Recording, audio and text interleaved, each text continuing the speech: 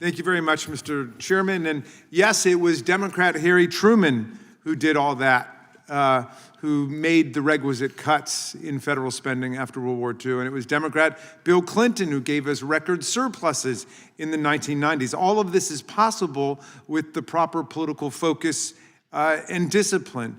Mr. Duke, say you've got a lawless president who wages war without a congressional declaration of war, takes emoluments from foreign kings and princes and governments without congressional consent, impounds money appropriated by Congress for certain purposes, and uses them illegally for other unauthorized purposes. Is there anything in the proposals for a balanced budget constitutional amendment that would prevent a reckless president who disregards the Constitution from bulldozing the budget and just going right through those barriers and spending us into oblivion?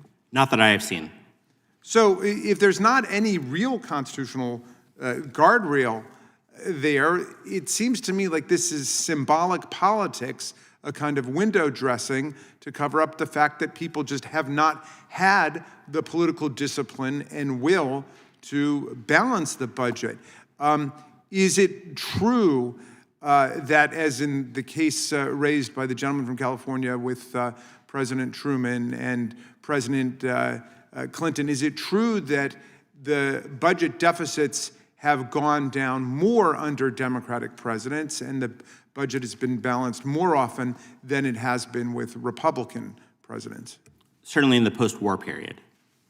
Okay, so what is it that we should be doing in order to get our friends focused on actually balancing the budget and not adding trillions to the debt as President Trump did in his first administration and as he's been doing again with the massive tax break to the wealthy?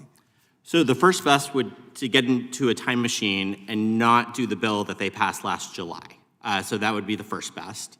Second best would be repealing it and starting from scratch. So I think that would be where we could start. One idea, for example, there was that you could cut the cost of the expiring tax cuts in half by just not extending them for households making over $400,000.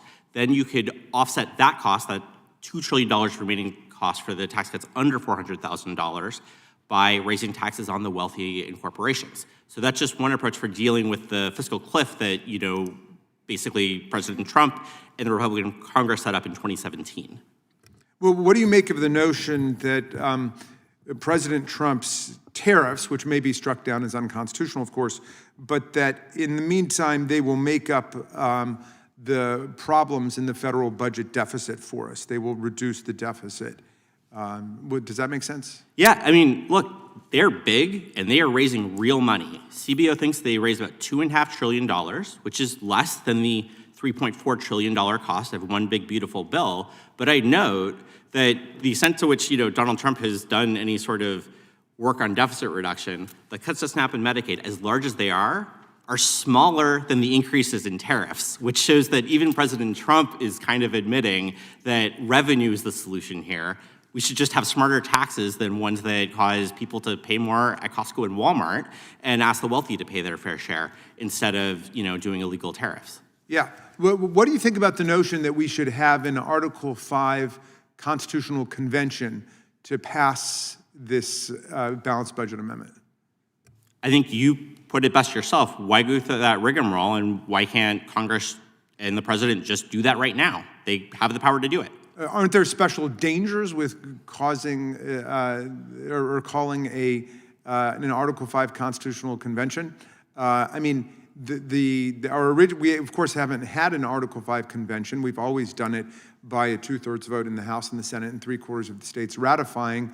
Calling a constitutional convention like the one we had in Philadelphia would lead to potentially every other manner of amendment that our colleagues have favored, including, an anti-constitutional choice, human life amendment, a school prayer amendment, a flag desecration amendment, and so on. Would there be any way to control it? Once we're back in the Rawlsian original position of a constitutional convention?